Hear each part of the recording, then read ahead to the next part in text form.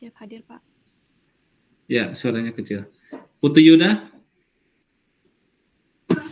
Siap hadir, Pak. Ya. Irhas tadi? Isandi?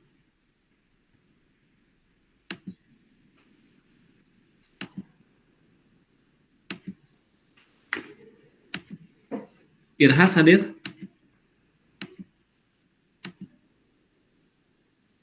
Siap hadir, Pak. Isandi? Andre?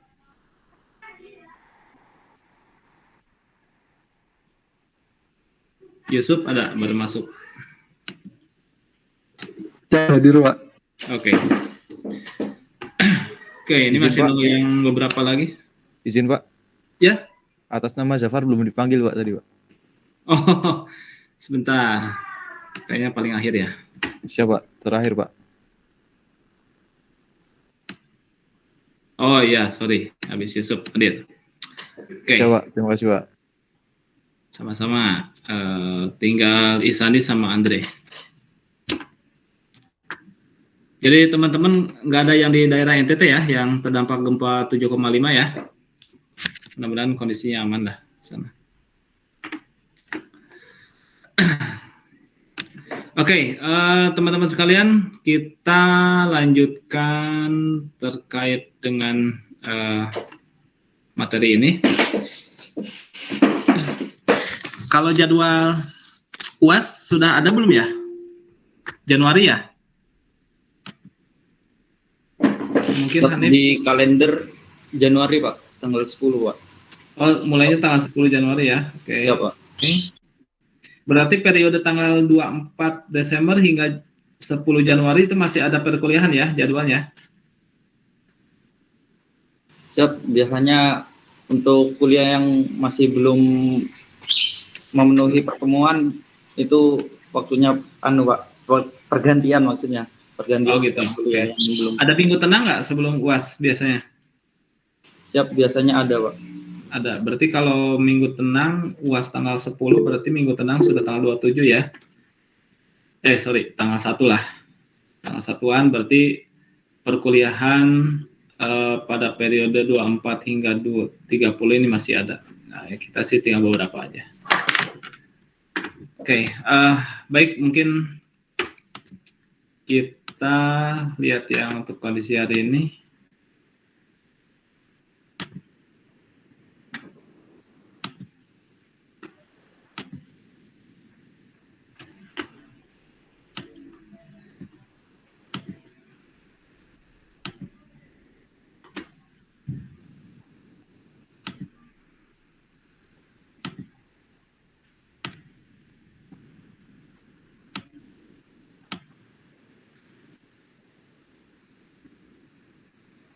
Share screen, window.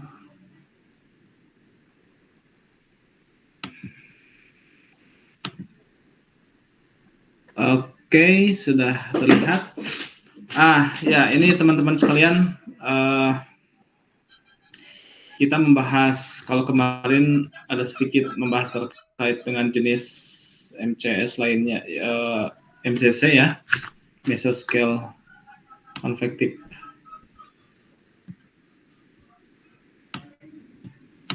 Ini kelihatan, udah kelihatan ya.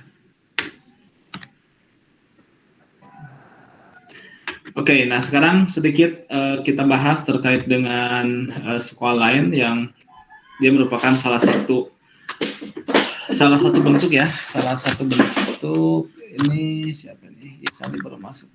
Sebentar.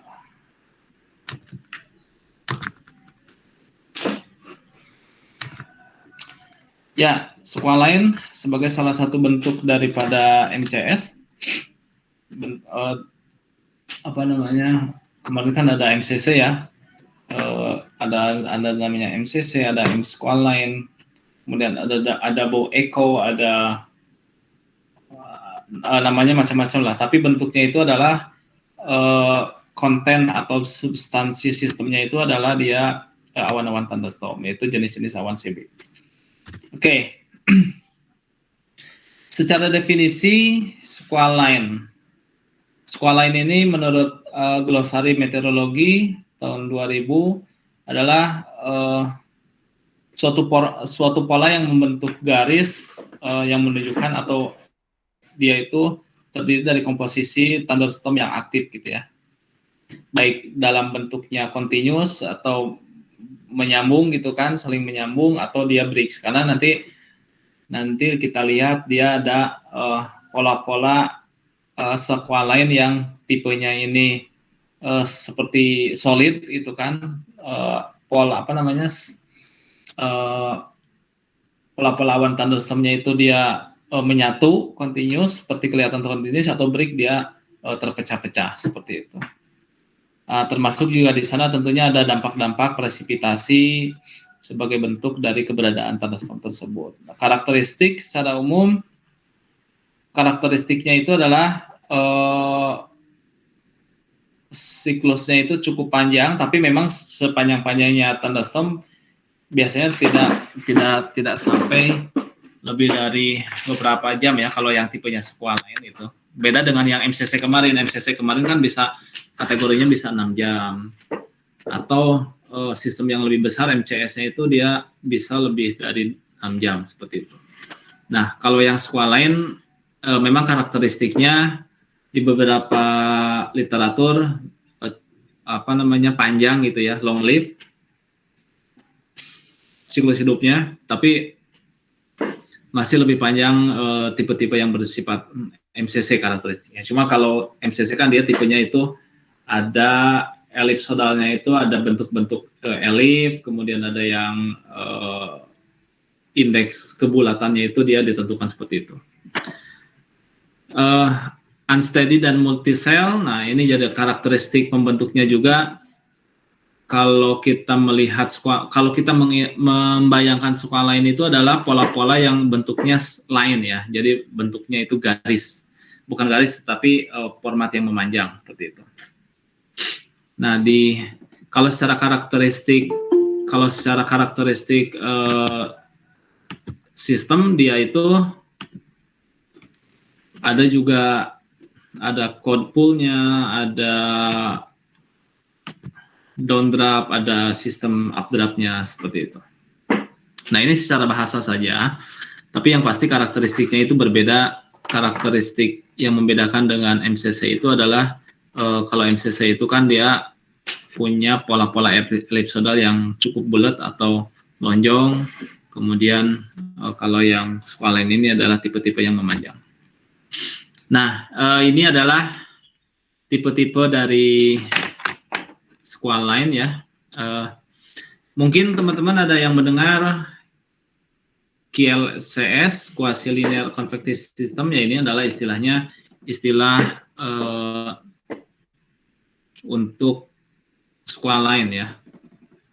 Nah, kemudian kalau berdasarkan karakteristik yang ada di wilayah berdasarkan kajian-kajian jurnal yang ada di wilayah Amerika, Eropa, ini disebutkan bahwa bentuk-bentuk sistem thunderstorm dalam format squalene ini relatif yang lebih atau yang paling banyak teramati terjadi seperti itu dibandingkan dengan pola-pola yang lain seperti MCC,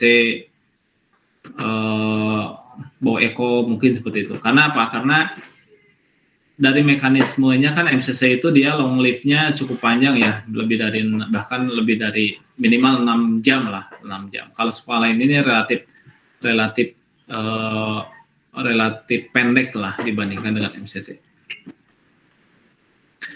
MCC ini merupakan kumpulan sel-sel konvektif dengan pola garis yang memanjang, jadi itu adalah karakteristik utamanya seperti ini. Kemudian umumnya terdiri dari sistem sel-sel tunggal, pada beberapa kasus ekstrim dapat terbentuk dari sistem-sistem supersel. Nah, di awal-awal pertemuan kita sudah bisa membayangkan apa yang dimaksud dengan sel-sel tunggal awan-awan thunderstorm ya. Jadi kalau bicara terkait dengan sel tunggal, berarti kita membayangkannya itu adalah sistem awan CB dalam pola yang tunggal. Jadi tidak seperti tropical cyclone, dia CB-nya banyak gitu kan, atau multisel atau supercell. Nah, squalene yang kita lihat di pola seperti ini merupakan kumpulan-kumpulan awan thunderstorm yang terdiri dari sel-sel tunggal tadi. Nah, kalau dia polanya itu terpisah-pisah tetapi dia polanya memanjang, maka itu bisa dikatakan sebagai pola brick atau yang menyebar seperti yang tadi disampaikan di awal. Nah, jika kasus-kasus ekstrim juga bisa terbentuk dari sistem-sistem supercell. Nah, karakteristik yang terbentuk dari sistem supercell juga atau dari sistem MCS ini bisa terjadi seperti yang di pola ini, di pola paling kanan, di mana kalau kita mengindikasikan di sini adalah polanya itu seperti pola-pola MCC gitu kan. Mungkin ini perlu dikaji lebih dalam, bahwa di pola MCC tersebut ini ada kelihatan elipsodalnya seperti apa, tingkat kebulatannya itu lebih dari 0,7. Kemudian dari sisi presipitasi juga luasan cukup luas. Nah, tetapi di dalamnya ada seperti yang warna merah atau yang kita sebut sebagai inti-inti sel sebagai inti-inti sel thunderstorm. Nah, kalau kita perhatikan lebih mendalam, ini adalah polanya memanjang, itu kan polanya memanjang, dan ini dikategorikan sebagai squalene. Nah, jadi seperti itu. Nanti kita lihat pembentukannya. Nah, terkait dengan definisi, karakteristik fisik dan dimensi, di beberapa literatur memang ada yang menjelaskan bahwa tidak ada definisi yang spesifik atau yang jelas terkait dengan ukuran sistemnya. Berbeda dengan MCC yang kemarin kita bahas, dia itu memiliki karakteristik tingkat indeks kebulatan atau elipsodalnya berapa, lebih dari 0,7. Kemudian ada radius luasan presipitasinya berapa, kemudian ada luasan awan di sampingnya berapa, dan luasan awan intinya seperti apa. Itu lebih spesifik kalau di dan durasinya juga dia lebih dari sama dengan 6 jam. Itu kalau MCC. Nah, kalau di squalene di beberapa literatur disebutkan bahwa memang secara spesifik belum ada yang menjelaskan terkait dengan ukuran sistemnya. Tetapi ada juga yang penulis-penulis jurnal yang menyampaikan dan menyebutkan bahwa paling tidak panjangnya itu adalah 50 km dengan lebar 10 km. Jadi kalau panjang kali lebar berarti panjangnya dari, kalau kita lihat gambar yang di sini, panjangnya bisa lebih dari 50 km atau lebarnya adalah 10 km. Tetapi secara spesifik memang tentu tipe-tipe dengan ukuran seperti ini akan berbeda di tempat ya, seperti itu. Tapi yang pasti bahwa seperti yang disebutkan di awal, bentuk sistem thunderstorm dengan pola squalene ini adalah pola-pola yang paling sering terjadi atau yang paling sering teramati, seperti itu. Yang paling gampang adalah mengamati dengan menggunakan data radar. Nah, salah satu karakteristik tersendiri dari squalene ini adalah bentuk yang membedakannya dengan bentuk thunderstorm yang lain, MCC, Bow Echo, dan lain-lain adalah dimensi rasio panjang dan lebar. Jadi memiliki dimensi panjangnya berapa, tadi di beberapa jurnal menyebutkan sampai 50 km, kemudian lebarnya berapa, nah ini juga bisa di beberapa literatur ada yang menyebutkan sampai 10 km. Oke, kita lihat ini adalah gambar animasi squalene yang di kiri paling bawah ini. Oke, saya coba klik, kita lihat, perhatikan animasinya. Nah, jika kita perhatikan di sini ini adalah data radar cuaca, sumbernya dari MetEd, nanti bisa dicek lebih lanjut.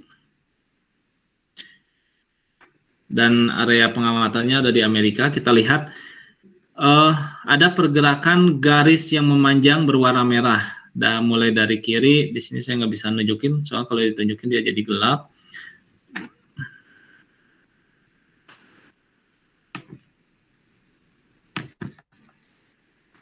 ini warna merah yang bergerak dari arah kiri ke arah kanan di bagian tengah ya, yang berwarna merah. Nah, ini adalah pola-pola dari squalene seperti itu. Nah, ini gambaran yang terakhir seperti ini. Ada pola-pola squalene yang memanjang. Kalau kita perhatikan pola radar ini yang warna merah, yang berwarna merah,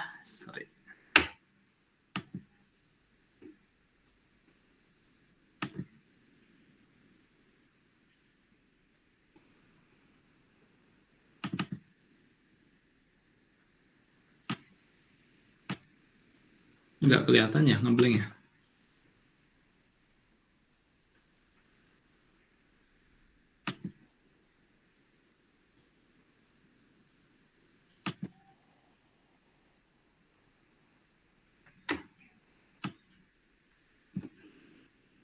Ini kelihatan nggak ya yang layar saya? Mohon izin Pak. Dan terlihat tadi yang Lihat, Pak. hitam tadi. Oh ya, ini baru kelihatan. Sorry. Ada kesalahan teknis.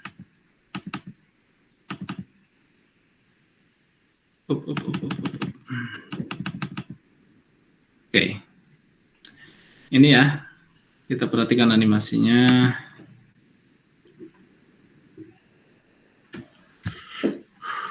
Gelap lagi ya.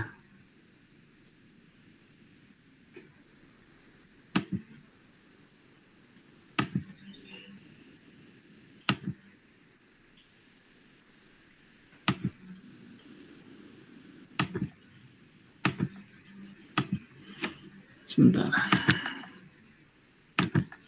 Window.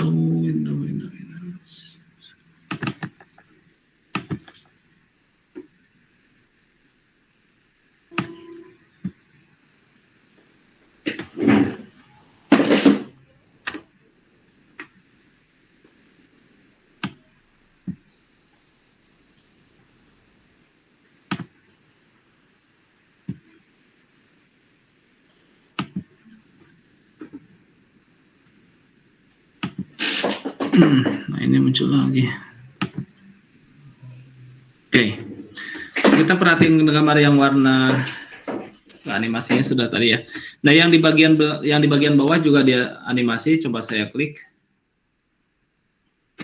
Nah, kita perhatikan ini polanya adalah pola-pola awan-awan thunderstorm yang memanjang, gitu kan? Dari atas ke bawah.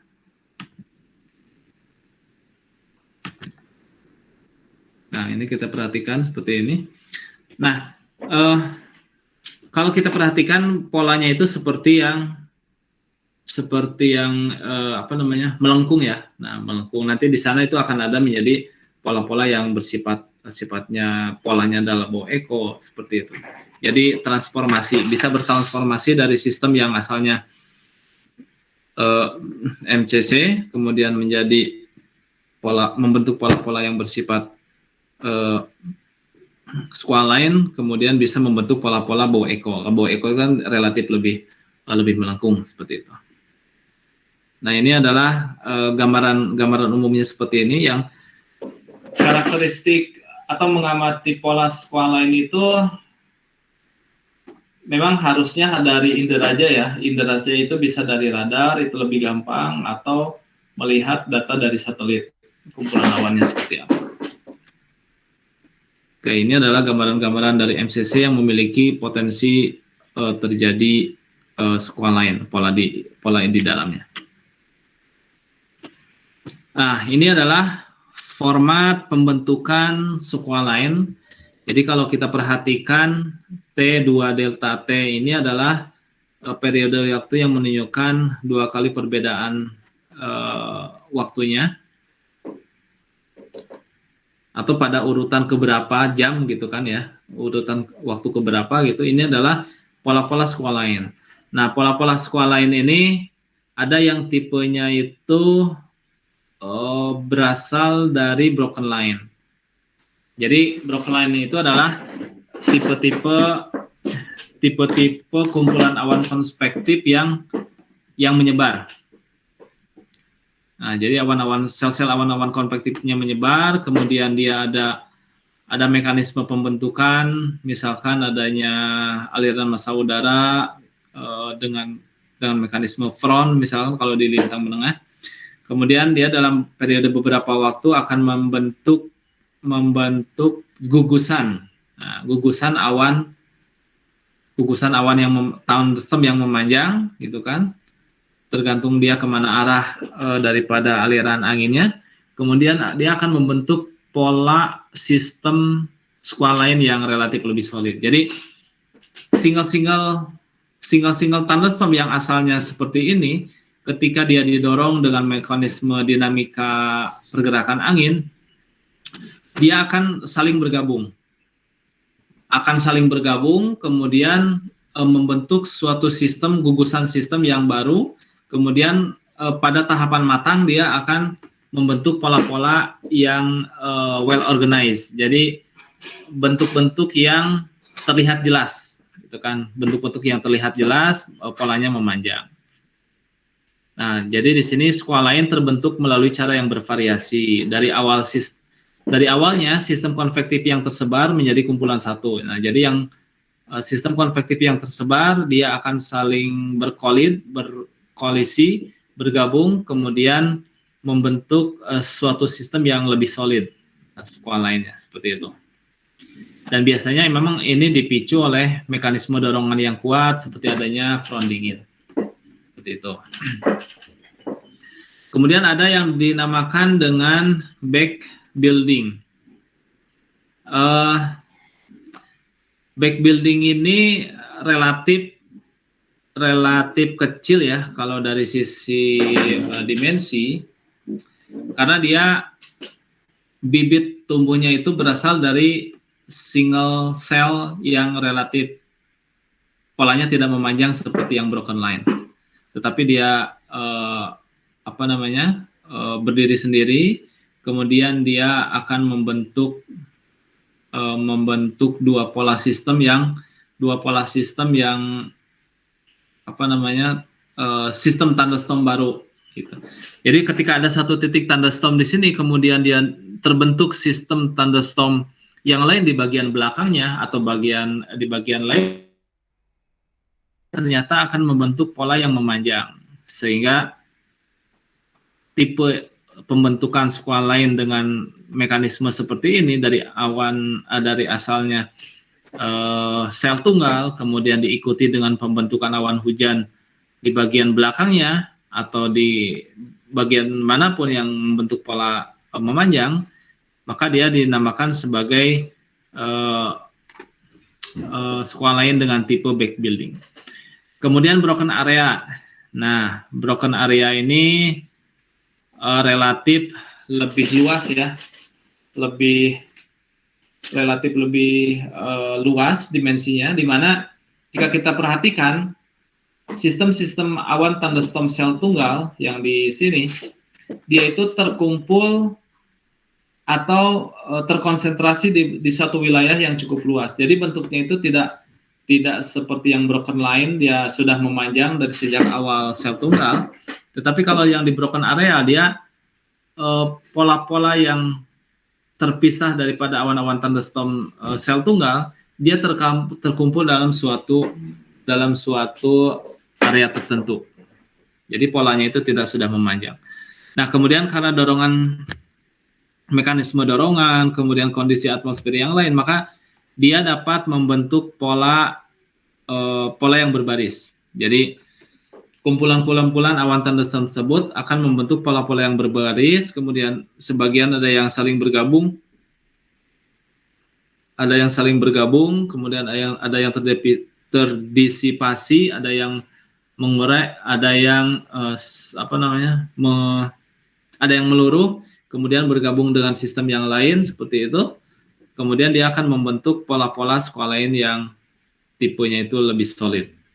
Nah, perbedaan antara broken line dengan broken area itu relatif dimensi ketebalan daripada squall line-nya itu relatif lebih besar pada area-area broken area, karena proses pembentukannya itu berasal dari sistem-sistem awan sel tunggal yang notabene terkumpul cukup banyak. Berbeda dengan broken line, hanya beberapa, tetapi dia sudah membentuk pola garis. Yang berikutnya adalah embedded areal. Nah, ini tipenya ini adalah tipe-tipe yang berasal dari sistem awan yang sangat besar.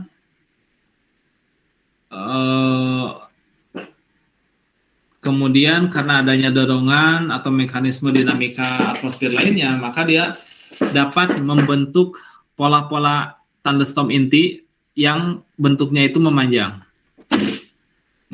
Tapi dia proses pembentukannya itu ada di dalam sistem awan yang besar tersebut. Kemudian beberapa waktu lamanya dengan kondisi atmosfer yang sangat mendukung, maka dia akan membentuk pola-pola yang memanjang seperti squall line pada bagian atas. Seperti itu. Jadi kalau sedang menganalisis MCC di suatu kasus misalkan, mungkin kalau dengan kita siapkan dengan menggunakan data radar, kita bisa memperhatikan apakah di sana ada pola-pola squall line yang ada di dalam sistem awan MCC enggak atau tidak, seperti itu. Atau dia benar-benar pure dari sistem awan MCC, seperti itu. Atau awan-awan cluster yang sangat besar. Nah, ini adalah karakteristik pembentukan squall line secara konseptual ya, secara teoritis seperti ini, seperti itu.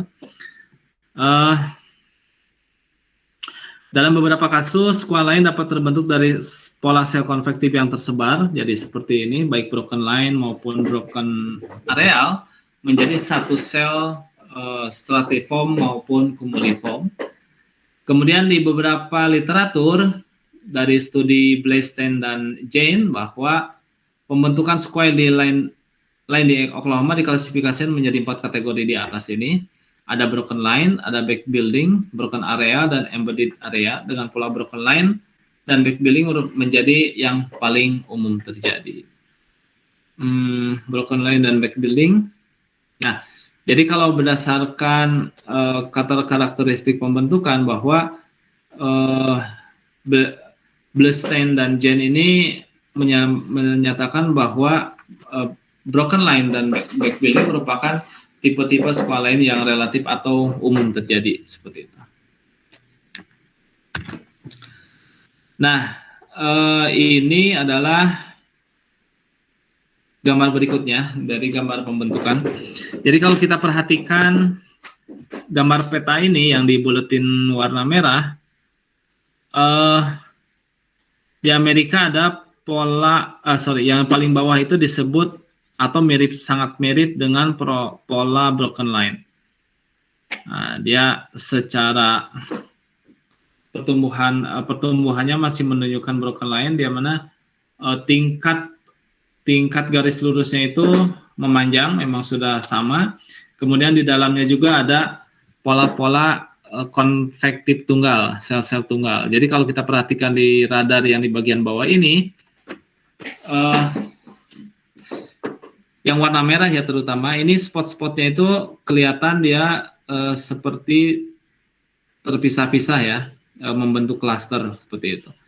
Nah, ini dinyatakan sebagai broken line, pola-pola broken line. Kemudian pola-pola broken area, karena jika kita perhatikan ini areanya relatif lebih luas seperti itu, sehingga karakteristik pembentukan sel awan tunggal juga relatif menyebar seperti ini. Kalau ini kan relatif lebih kelihatan dia memanjangnya gitu kan. Kalau ini kan relatif cukup tersebar lah untuk potensi awan hujan. Memang sih secara kasat mata cukup sulit terjadi. Secara kasat mata sangat cukup sulit untuk menganalisis apakah pola tersebut broken area atau broken line ya, kecuali kalau memang kita sudah sangat terlatih dengan atau membiasakan diri dengan menganalisis data interaja maupun data radar untuk mengidentifikasi adanya pola-pola MCS atau pola-pola squall line. Nah, ini adalah bentuk model konseptual modern dari squall line ini, pola sistem squall line ini, di mana kalau secara fisik kasat mata atau satelit dari citra satelit ya. Ini kelihatannya awan-awan seperti ini klasternya besar. Awan dinginnya klasternya besar gitu kan. Tapi ternyata di bagian intinya ini ada pola-pola awan-awan yang cukup masif yang berwarna merah. Nah, sehingga dengan pola seperti ini biasanya muncul dari atau di citra radar pola apa namanya di citra radar akan diidentifikasi dengan warna merah. Kalau di sini kan warna merah ya. Kalau dia semakin merah, artinya potensi konvektif di wilayah tersebut sangat besar seperti itu. Nah, ini adalah sistem awan CB yang bisa membentuk pola-pola squalene. Jadi kalau kita perhatikan dari atas dari satelit, sebaran awannya itu memang cukup luas. Tetapi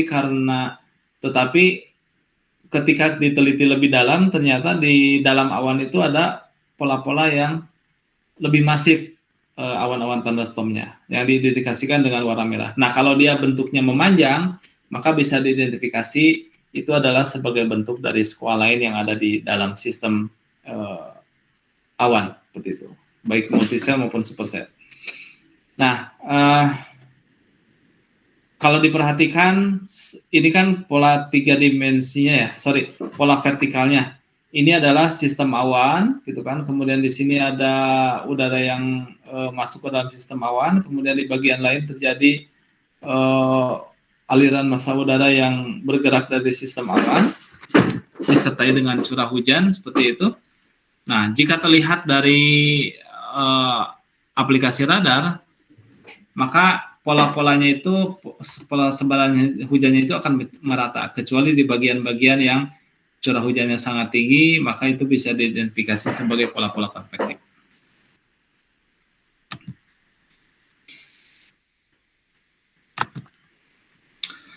Nah, ini di beberapa literatur, ini saya ambil dari Comet, ada dua tipe perbedaan, ada beberapa perbedaan antara squalene ya, fenomena squalene yang tumbuh di wilayah tropis dengan pola-pola squalene yang tumbuh di mid latitude atau di lintang tengah seperti itu. Ini adalah model konseptual. Jadi model konseptual itu yang menunjukkan model gambaran modelnya seperti ini. Ada ada yang sangat solid gitu kan. Tetapi kalau kita perhatikan di sini bisa dibedakan nggak? Apa yang menjadi perbedaan utama pola-pola squalene yang ada di lintang tengah dan di lintang tropis? Ini kalau kita perhatikan di kedua grafik ini, kalau yang sebelah kiri ini adalah yang tropical squalene, kalau yang di bagian kanan adalah yang mid latitude squalene. Oke, mungkin ada yang bisa menjawab terkait dengan perbedaan ini. Tadi kita sudah ikut membayangkan bagaimana pola squalene. Nah, ini disebutkan apa perbedaan squalene yang ada di lintang tengah dan di lintang tropis. Jawabannya ada di sini. Silakan nanti yang bisa beranalisis mengenai perbedaan ini mungkin bisa disampaikan. Silakan.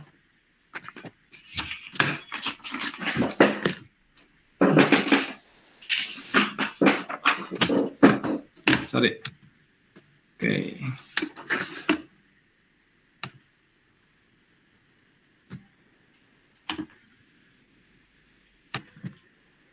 Oke, udah kelihatan. Silakan. Ada yang mau berpendapat atau menyampaikan analisis perbedaan, apa sih perbedaan pola-pola squalene yang tumbuh di sekitar lintang menengah dan lintang tropis? Jawabannya ada di gambar ini. Silakan bisa beranalisis, menyampaikan pendapatnya.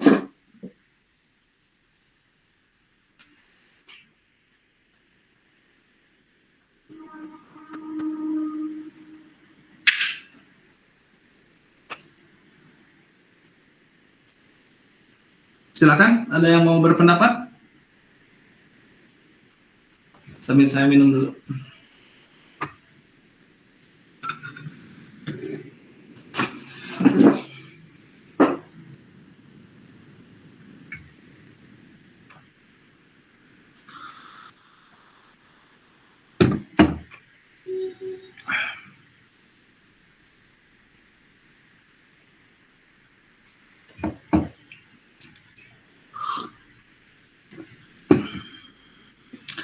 Mungkin nggak ada ya? Atau suara saya nggak masuk ya?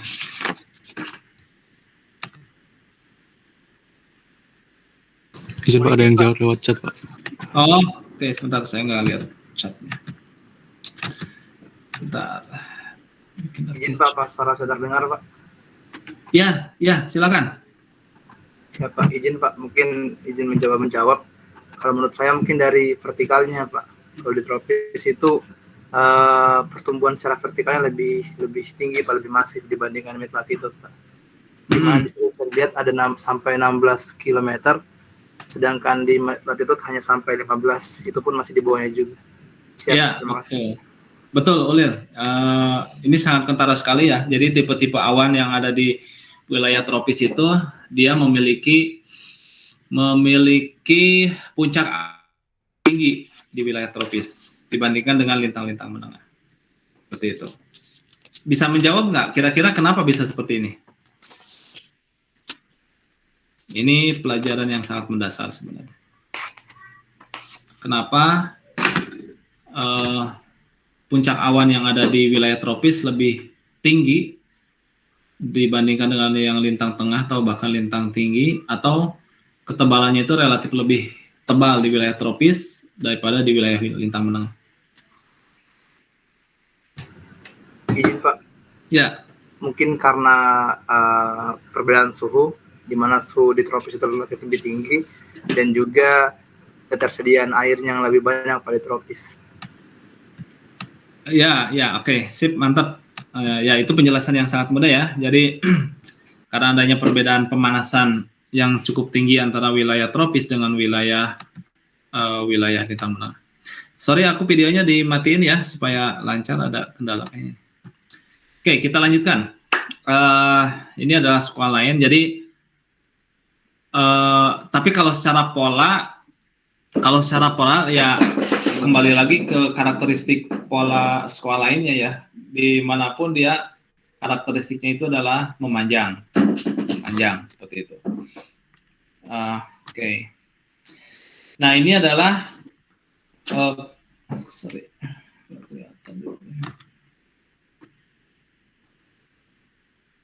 gambarnya gelap.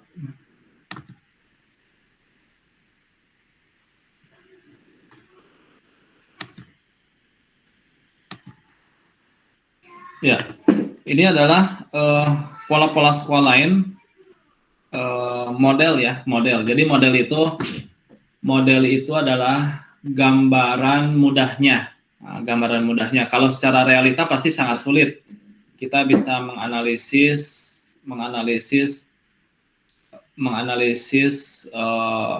pola skala lain dari satelit atau dari radar ya, kecuali yang memang sudah biasa dan sudah memahami karakteristiknya. Tapi di beberapa literatur sudah dibentuk dalam bentuk konseptual model, artinya dalam bentuk model-model yang sederhana seperti ini. Seperti ini adalah gambaran, mungkin nanti bisa dibuka di Comet program terkait dengan skala lain. Di sini salah satu modelnya itu adalah skala lain dalam bentuk masa pertumbuhan awal. Jadi pada saat-saat masa pertumbuhan awal dengan kisaran panjang sekitar 150 km. Kalau 150 km mungkin antara Bogor Bandung ya, atau Jakarta Bandung, seperti itu memanjangnya. Kita bisa bayangkan karena Jakarta Bogor aja itu 70 km, berarti 2 kalinya Jakarta Bogor PP, maka ini adalah panjangnya skala lain seperti ini. Nah, kemudian ketika terjadi mekanisme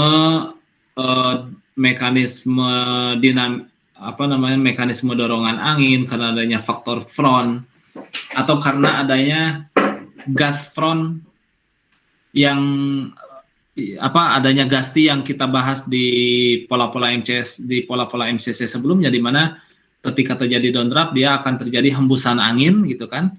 Nah, di sana bisa membentuk pola-pola awan-awan thunderstorm yang baru. Nah, salah satunya itu bisa terbentuk dari hal itu. Aduh. Oke, nah kemudian ketika pada tahap matang ada beberapa sirkulasi yang terbentuk di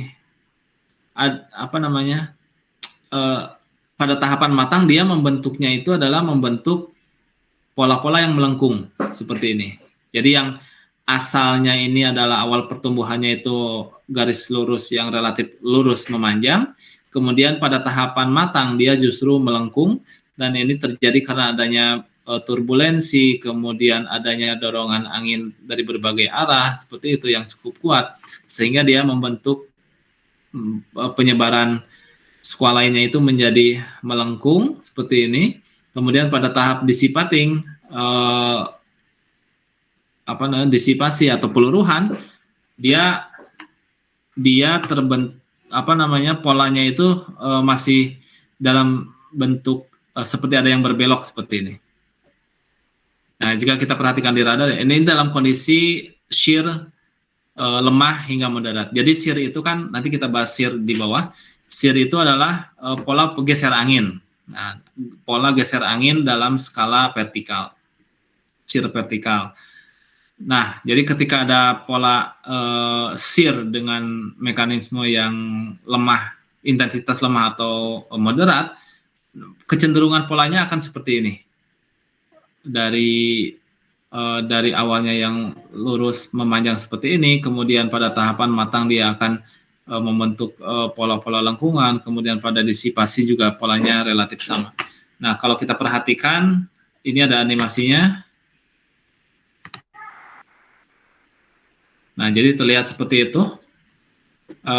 Polanya itu dia melengkung, yang asalnya itu relatif lurus seperti ini, kemudian dia akan melengkung karena adanya dorongan-dorongan pada bagian-bagian tertentu, terutama di bagian tengah seperti ini. Nah, ini adalah sama polanya, itu adalah pola-pola squall-line karena dia polanya itu memanjang.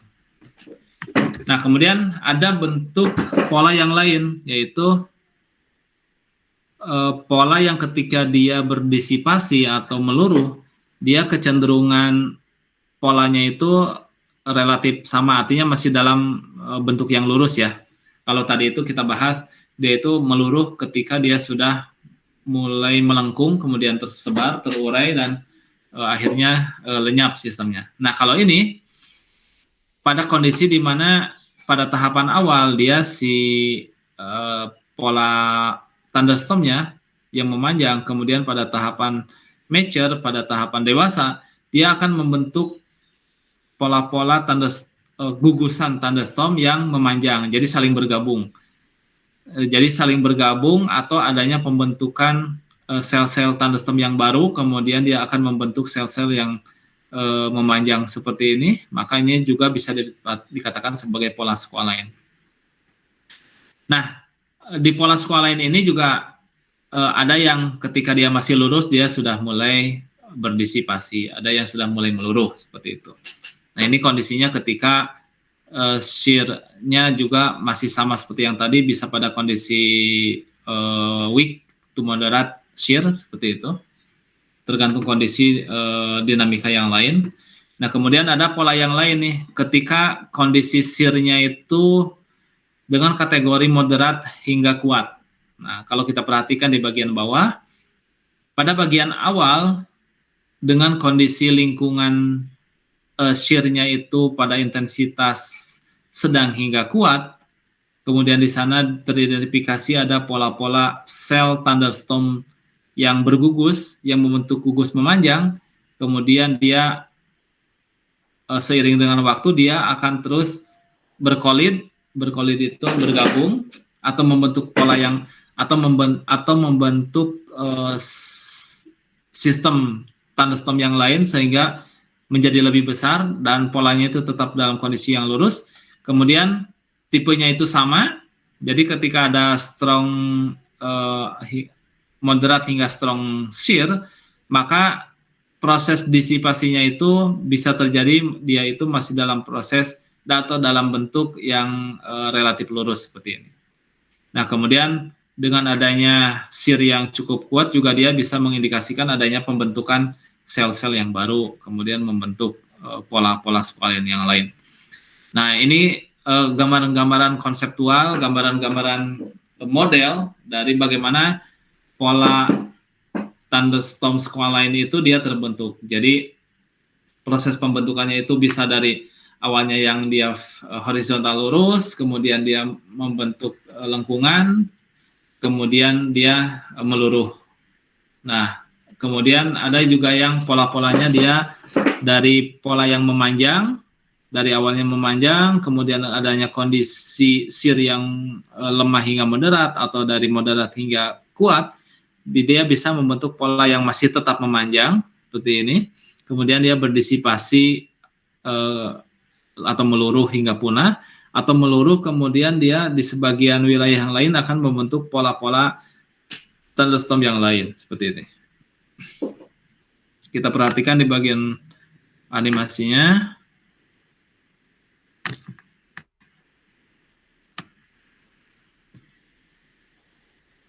Nah, ini kita lihat di pola yang ini, di pola radar, di citra radar ya, kita perhatikan dari kiri ke kanan, ini adalah ada pembentukan squalene yang lurus, yang cukup panjang.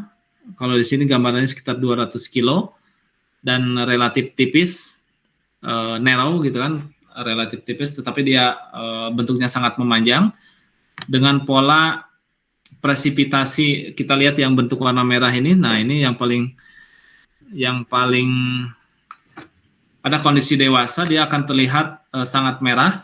Oh, sorry.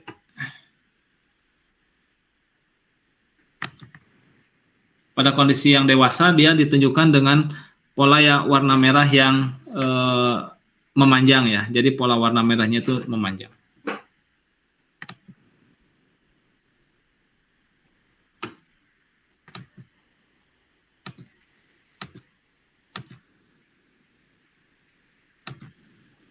Nah, seperti ini. Ini adalah polanya sudah menunjukkan pola-pola yang mature, yang dewasa, kemudian dia akan berdisipasi atau mulai meluruh. Padahal kondisinya itu masih dalam tahapan polanya itu memanjang. Nah, ini sudah mulai meluruh. Nah, ini kondisi sudah mulai meluruh. Oke, coba sekali lagi.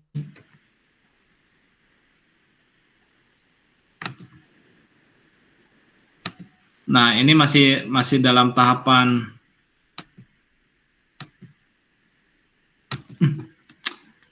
susah. Masih tahapan pertumbuhan. Nah, ini sudah mulai kondisi matang. Ini sudah mulai meluruh. Oke, jadi bisa diperhatikan ya. Jadi pola-pola pembentukannya itu bisa seperti itu. Nah, ini kita perhatikan kembali yang dokumentasi animasi yang polanya dia meluruh karena dengan pola yang melengkung. Oke, kita perhatikan di sini.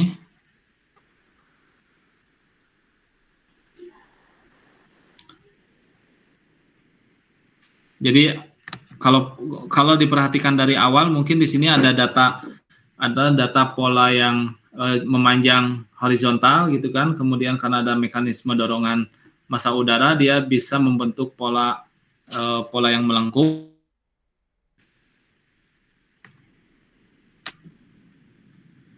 Kemudian dia berdisipasi.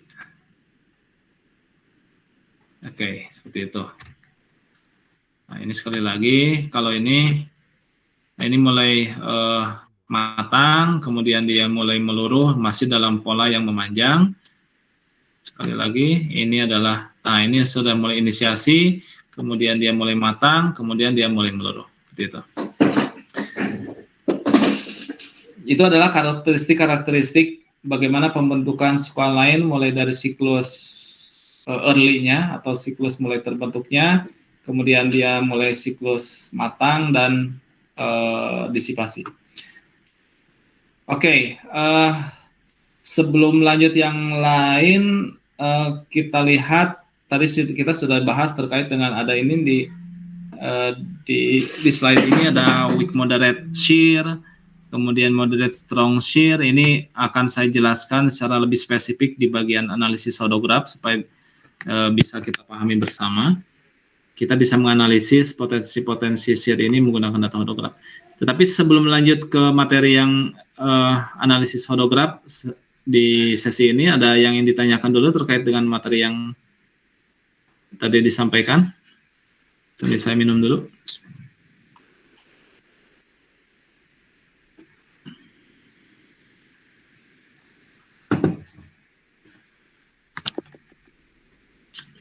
Oke, kalau tidak ada kita lanjutkan.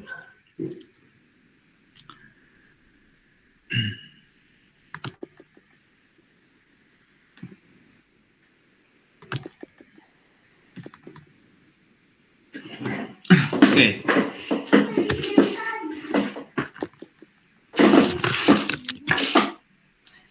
Sedikit kita bahas tentang hodograf dan shear angin vertikal.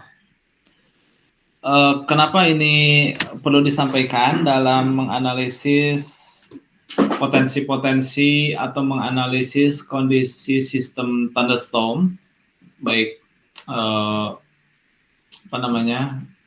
MCC, dalam pola MCC maupun dalam pola squall line yang kita bahas barusan. Tetapi ada hal yang tidak mudah kita lakukan di sini. Hal yang tidak mudah kita lakukan yaitu apa? Ketersediaan data. Ya, ketersediaan data. Karena BMKG kalau menurut saya sih, kalau ketersediaan data sounding dengan titik-titik stasiun pengamatan sounding baik PIBAL maupun rason ini masih sangat minim dibandingkan dengan artinya tidak proporsional antara jaringan udara pengamatan udara atas dengan luasnya wilayah Indonesia dari Aceh hingga ke Merauke. Tapi paling tidak kita bisa menggunakan data-data stasiun yang ada, yang tentunya bisa mewakili ya. Kalau tidak bisa mewakili ya kita bisa analisisnya tidak menjadi efektif seperti itu. Tapi ini akan menjadi sangat berguna ketika nanti ada di stasiun-stasiun yang memiliki analisis data sounding. Itu bisa dimanfaatkan lebih lanjut. Oke, mungkin pernah dipraktek terkait dengan analisis udara atas. Ini adalah hodografnya seperti ini. Nah, bicara terkait dengan vektor angin vertikal, jadi ketika kita menganalisis atau menampilkan data angin hasil sounding, biasanya atau dalam aplikasi analisis sounding ya, RAOB seperti itu, biasanya akan ditampilkan data-data wind barb. Jadi gambar angin yang ditunjukkan dengan tanda panah, wind barb. Nah, polanya seperti ini yang ada di bagian kanan, di mana garis garis yang dari titik ini menunjukkan dari mana angin berarah, dari mana angin bertiup, kemudian bendera itu menunjukkan kecepatan angin. Nah, dengan menggunakan WinWap ini, ada beberapa tentunya yang sulit kita dapatkan informasinya dari data seperti ini, yaitu misalkan shear angin vertikal secara visual, karena kita sangat sulit untuk menganalisis.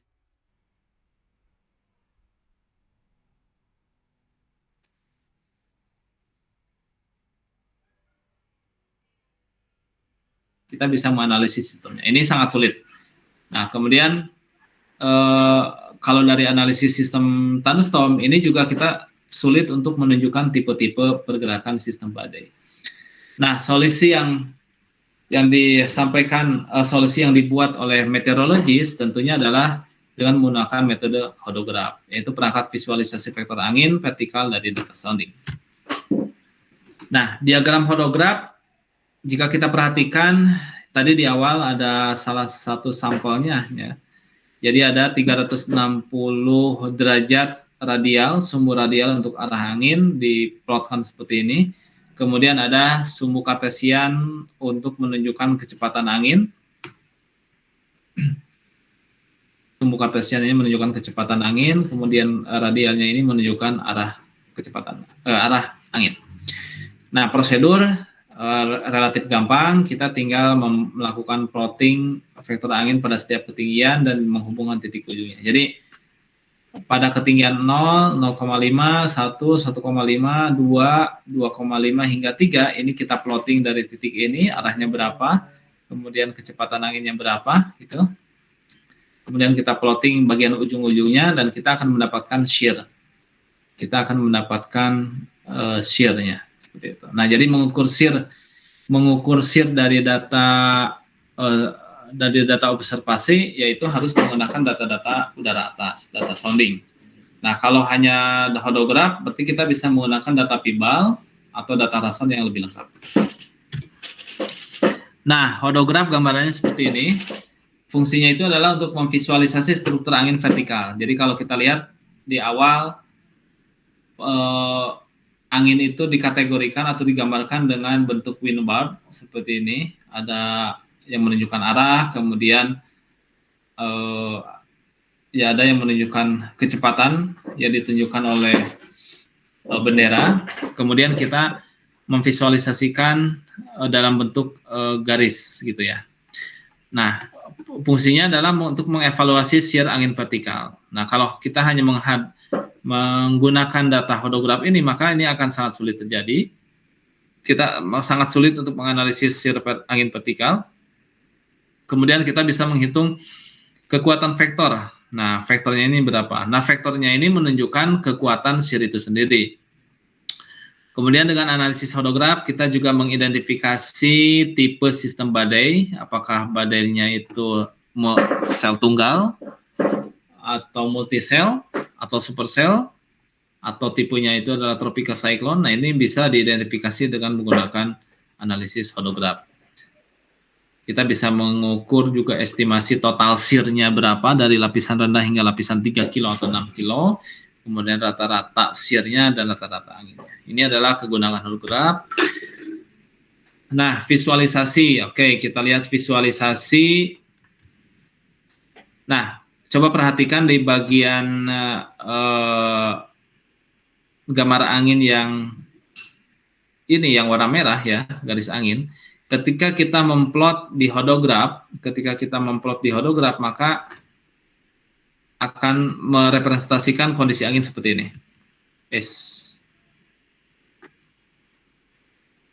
Maka akan merepresentasikan kondisi angin. Oke, kita lihat yang warna hijau. Nah, angin divisualisasikan arah dan kecepatannya seperti ini di hodograf, maka dia mengindikasikan secara vertikal adalah seperti ini. Kemudian angin lapisan berikutnya direpresentasikan seperti ini. Tetap dari titik 0, kecepatannya berapa, arahnya berapa. Kemudian ini juga sama, lapisan yang ketiga di hodograf kita representasikan dari titik 0 sampai derajat berapa untuk kecepatan angin. Kemudian kecepatannya ditentukan oleh sumbu kartesiannya ini berapa setiap satuan 5 ya perbedaannya. Kemudian lapisan berikutnya, lapisan keempat juga semakin panjang. Kenapa semakin panjang? Karena memang kecepatan anginnya lebih semakin tinggi seperti ini untuk lapisan atas. Kemudian lanjut ke 90 derajat, kita lihat warna hijaunya semakin panjang dan kecepatan angin semakin tinggi tentunya, arahnya juga semakin berubah. Kemudian kita lihat secara visual di hodograf ketinggian angin pada ketinggian 1, 2, 3, 4, 5, 6, 7 pada lapisan ke-7 divisualisasikan seperti ini. Kemudian visualisasi secara vertikalnya ada di bagian kiri yang warna hitam. Nah, ini kemudian lapisan yang terakhir ada seperti ini. Oke, ini adalah tahapan pertama dalam memvisualisasikan bentuk vektor angin di setiap ketinggian dalam bentuk diagram 2 dimensi. Jadi kita punya data hodograf, kita mempunyai data sounding angin, data observasi angin dari hasil pengamatan sounding maupun PIBAL, kemudian kita representasikan dalam bentuk 2 dimensi, dengan menggunakan diagram hodograf, maka kita bisa merepresentasikan profil secara 3 dimensi di analisisnya seperti ini. Oke, nah setelah kita plotting seperti ini, kita bisa mengukur shear-nya itu berapa nih, gitu kan? Nah, yang dinamakan dengan shear vertikal, itu adalah vektor antara lapisan satu dengan lapisan berikutnya. Jadi kalau kita hubungkan ujung tanda panah dari lapisan pertama, lapisan kedua, ketiga, keempat, kelima, keenam hingga ketujuh, kemudian kita hubungkan ujung tanda panah ini, ya. Nah, ini adalah shear-nya. Nah, kita klik lagi di sini. Nah, ya, jadi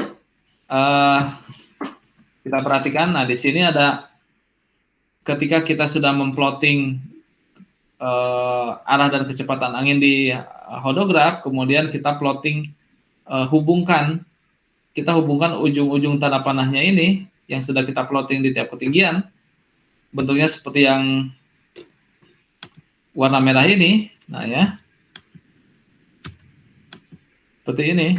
Jadi dari lapisan pertama hingga lapisan kedua hingga lapisan terakhir kita hubungkan ujung-ujungnya. Nah, ini adalah vektor shear-nya seperti ini. Nah, kita bisa lihat pada lapisan pertama hingga lapisan kedua shear-nya berapa.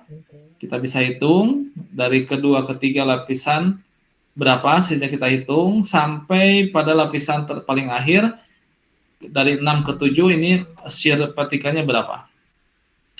Oke, itu cara menghitung shear. Nah, sekarang kalau melihat gambar yang warna merah ini, ya, kalau kita melihat gambar yang warna merah ini shear nilai shear vertikal yang paling besar yang mana? Shear vertikal yang paling besar adalah shear yang paling panjang.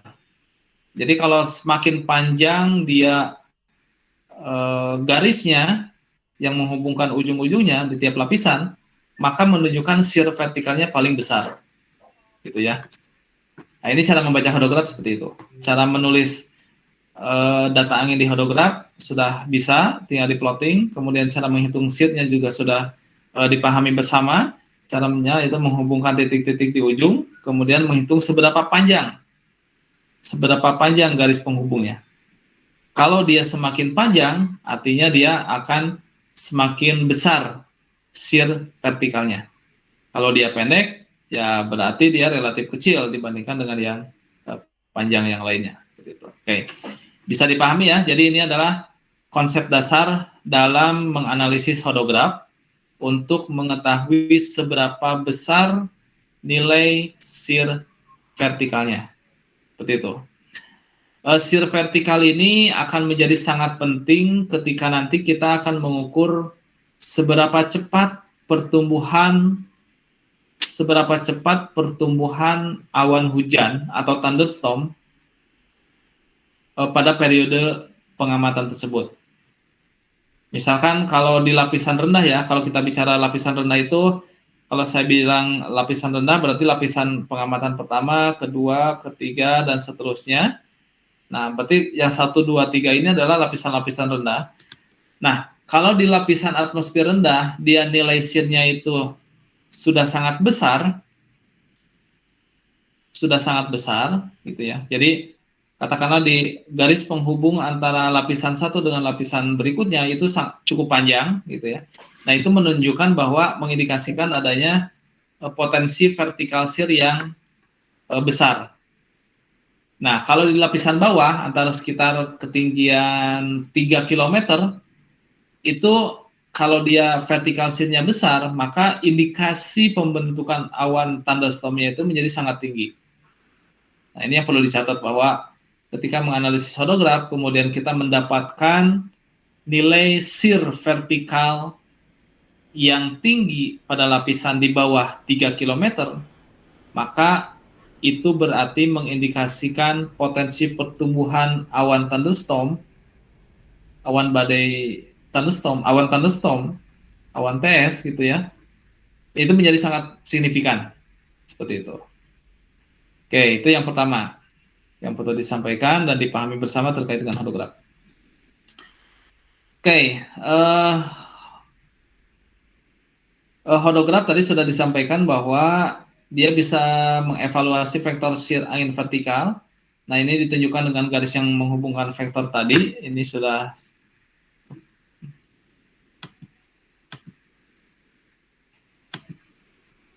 Nah, ini sudah cukup jelas tadi yang disampaikan di slide sebelumnya, ditunjukkan dengan garis yang menghubungkan ujung vektor angin di setiap ketinggian. Nah, kita lihat, perhatikan ini ada animasi lagi di bagian hodografnya, ada animasi lagi tanda panah. 1, ini adalah garis yang menghubungkan. 2, oke, nah seperti ini. Ini adalah shear vertikal. Evaluasi vektor shear angin vertikal ditunjukkan dengan garis yang menghubungkan ujung vektor angin vertikal. Nah, ini adalah shear vertikal. Seperti itu. Nah, ini kembali lagi ke gambar yang tadi ditampilkan di awal. Ketika kita sudah bisa menganalisis atau menggambarkan shear vertikalnya seperti apa, maka gambaran 3 dimensinya adalah seperti ini. Ini adalah gambar vertikal angin ya, dalam 3 dimensi. Ini adalah surface, permukaan, kemudian ada arah dan kecepatan angin yang spesifik seperti ini, mengarah ke barat laut, kecepatannya adalah 10 meter per second. Di lapisan berikutnya, di lapisan 6 kilo, ada angin dari arah timur laut. Kecepatannya itu 20. Karena dia kecepatannya 20, berarti panjang tanah panahnya itu lebih panjang dari yang lapisan sebelumnya di permukaan. 10, pendeknya seperti ini. Maka 20, panjangnya 2 kali lipatnya. Seperti itu. Nah, lalu yang dinamakan dengan shear adalah ujung-ujung tanah panah ini ketika kita hubungkan dari lapisan bawah hingga lapisan berikutnya, yang warna kuning, nah ini adalah yang dinamakan sebagai shear vertikal. Oke, jadi bisa dibayangkan ya. Jadi shear vertikal itu menunjukkan pola geser angin atau vektor angin antara lapisan rendah dengan lapisan di atasnya. Nah, vektornya seperti ini. Nah, kalau di hodograf tentu seperti ini. Prakteknya tadi kita sudah lihat anginnya adalah surface-nya di sini ke barat laut, kemudian ke timur lautnya itu adalah di lapisan berikutnya, tetapi mengacu pada satu titik yang sama, titik 0, kemudian kita hubungkan, maka ini mengindikasikan realnya, shear-nya. Oke, nah sekarang kita bicara terkait dengan vektor shear. Nah, vektor shear ini adalah mengindikasikan seberapa kuat atau panjang garis tersebut. Nah, kekuatan shear vertikal dalam hodograf itu ditentukan seberapa panjang vektor yang menghubungkan antara angin lapisan bawah dengan angin lapisan atas. Yang digambarkan dengan apa? Yang digambarkan dengan garis tanda panah yang tadi kita bahas. Nah, jadi shear vektor ini, garis-garis ini menunjukkan kekuatan shear itu sendiri. Nah, untuk menghitung shear, kita perhatikan ini ada animasi lagi ya. Ada animasi lagi di bagian hodografnya.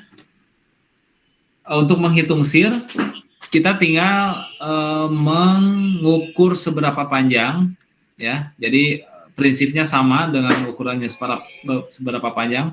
Kalau di hodograf ini di skala kartesiannya ini ada skala-skala kecepatan angin ya. Kalau di sini perbedaannya antara 5.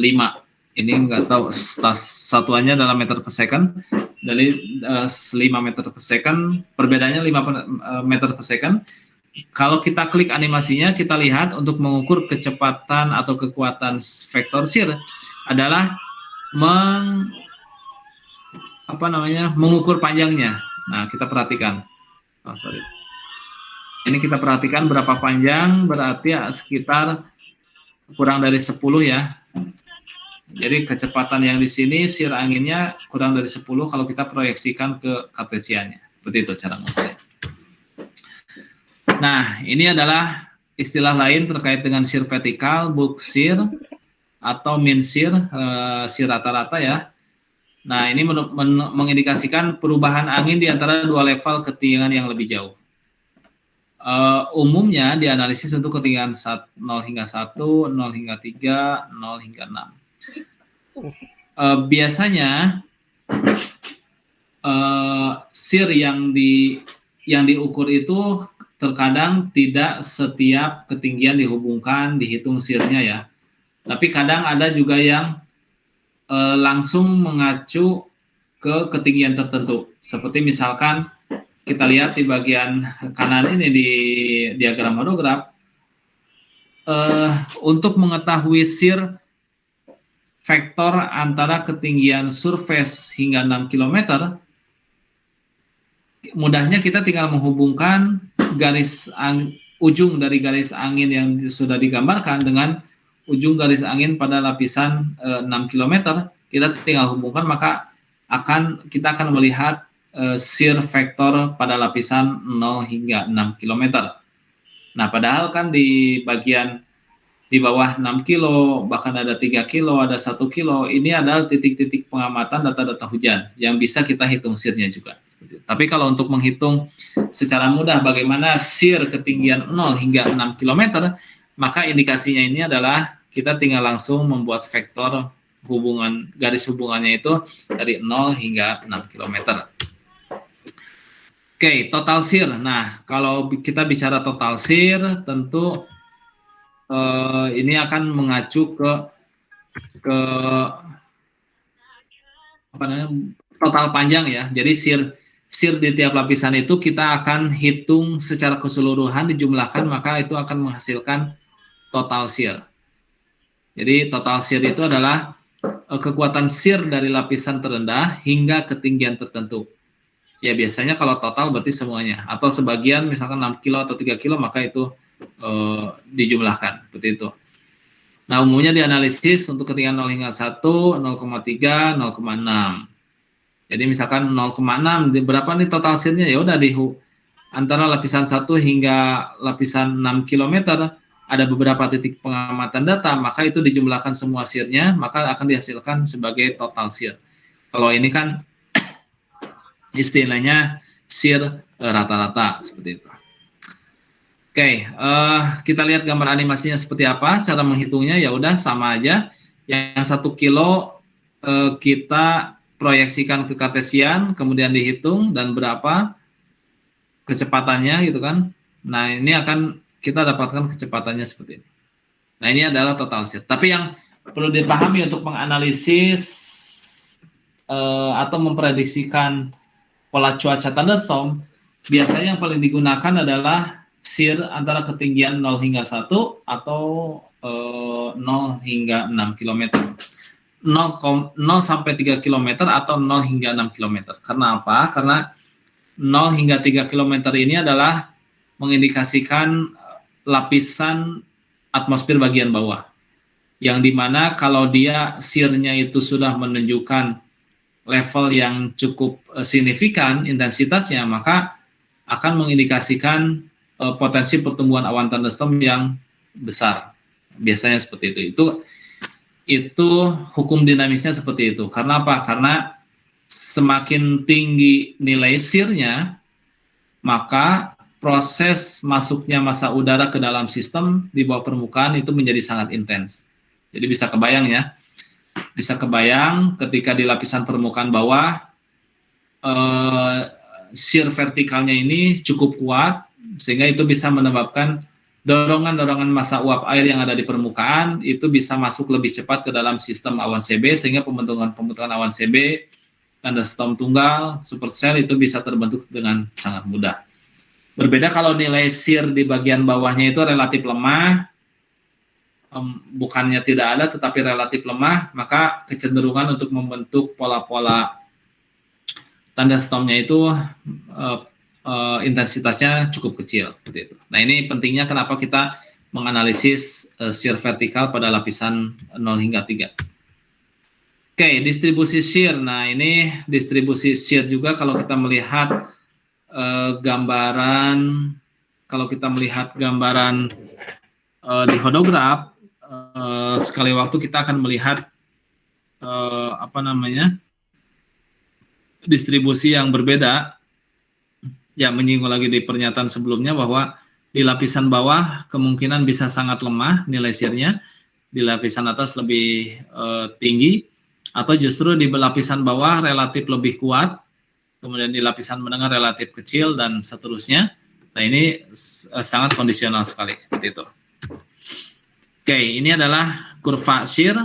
Nah, ini untuk mengindikasikan struktur dan evolusi sistem badai seperti apa. Adanya clockwise, kemudian adanya counterclockwise, kemudian adanya straight atau lurus. Ini adalah pola-pola bentuk shear yang tergambar di hodograf seperti itu. Oke, ini 2 slide terakhir. Hodograf garis lurus, pergeseran sistem badai mengikuti arah angin rata-rata. Jadi kalau dia ini lapisan ya, lapisan 1000, lapisan 900, lapisan 850, lapisan 700. Jika di hasil lapisan 600, jika kita memplotting hodograf di tiap lapisan ini, kemudian kita plotting gambar vektornya dari tiap ujung-ujung garis panah ini, jika dia pola gambarnya seperti ini, atau hodograf garis lurus, maka sistem badai itu bergerak mengikuti arah angin rata-rata. Jadi relatif kita bisa memprediksikan sistem awan badainya itu bisa bergerak kemana berdasarkan angin rata-ratanya. Ini adalah kurva hodograf. Kalau mendapati pola hodograf, jadi kalau kita sudah memplotting gambar vektor angin di hodograf, kemudian kita mendapatkan pola clockwise, ya. Nah, ini kalau kita bicara di Northern Hemisphere, di belahan bumi utara, kalau dia gambarnya ini adalah clockwise, searah dengan jarum jam, maka akan mengindikasikan adanya warm air advection. Jadi mengindikasikan adanya adveksi udara hangat, yang tandanya apa? Tandanya adalah dia bisa meningkatkan potensi pertumbuhan awan thunderstorm tersebut. Oke. Jadi kalau dalam analisis hodograf mendapatkan pola yang membelok ke arah searah jarum jam, terutama untuk stasiun yang ada di belahan bumi utara ya, di Aceh, Medan dan sekitarnya,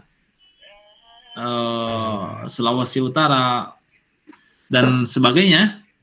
Ketika mendapati analisis hodograf dia polanya dalam melingkar ke searah jarum jam, maka mengindikasikan adanya adveksi udara hangat. Maka di sana harus waspada pertumbuhan awan thunderstorm yang cukup signifikan.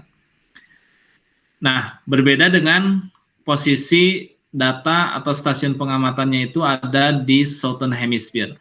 Ada di bawah ekuator, wilayah Jawa, Lampung, Sulawesi Selatan, mungkin juga Papua, Merauke, dan lain sebagainya, Kendari. Nah, ketika mendapati analisis hodograf yang gerakannya itu adalah counterclockwise atau berlawanan dengan arah jarum jam, dan dia terjadi di selatan, maka itu mengindikasikan adanya potensi awan-awan supercell.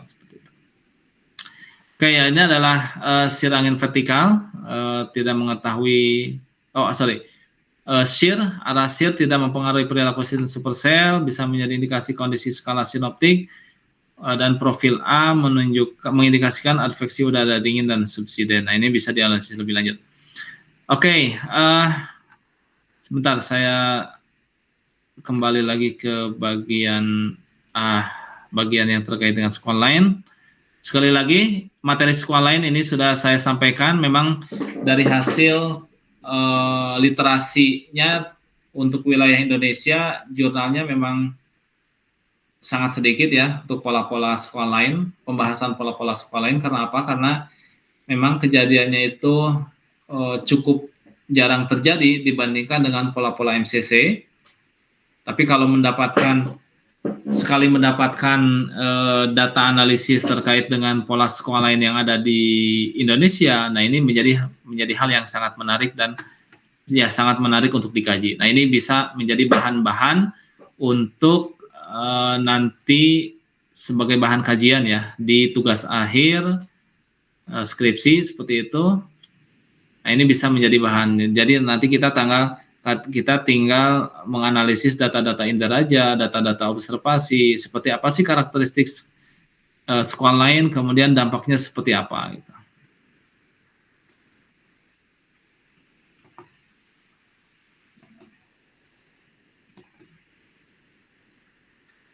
Oke, ini pola yang sama tadi.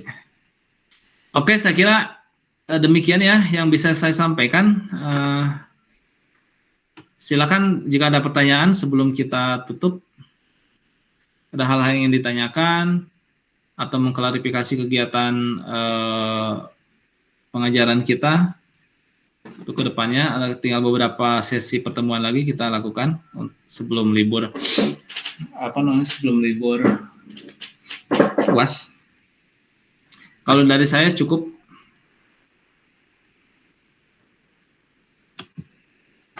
Sebentar, saya absen tadi ada yang kurang, siapa ya? 25.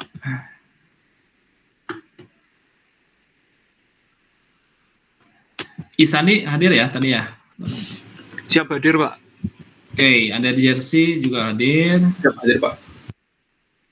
Oke, alhamdulillah teman-teman sekalian dalam kondisi sehat bisa hadir di sini.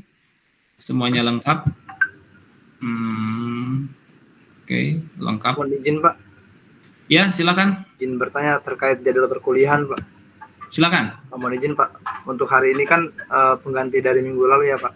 Berarti hari Jumat ada kuliah lagi ya Pak atau seperti apa? Oke, sebentar saya cek dulu. Nah, ini kita kan sekarang sudah pertemuan ke-13 ya. Sebentar. Jadwal perkuliahan. Sekarang kita pertemuan ke-13.